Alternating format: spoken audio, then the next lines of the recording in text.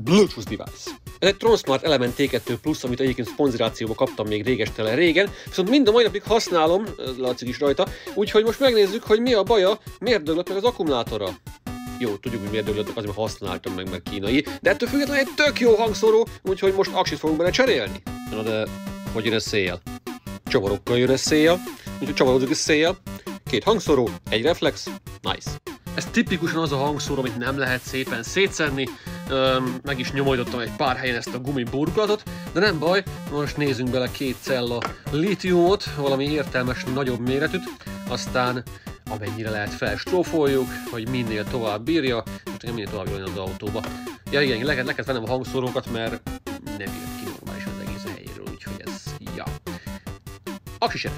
Hát ez nem valami combos, viszont csodálkozom, hogy 7,4 voltos, hogy 2 cella sorba van kötve, nem párhuzamosan, de nem baj, van nekünk itt 2100 és 2200-as cellánk. Igen, nem teljesen egyforma, de jó lesz ez ide, ne aggódj, csak egy Bluetooth device. A battery managementtel voltak gondok, de már van benne új...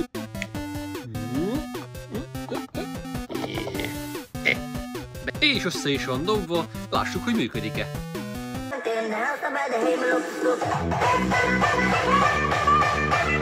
És még mozog is! Jön előre a hangszóró, de jó!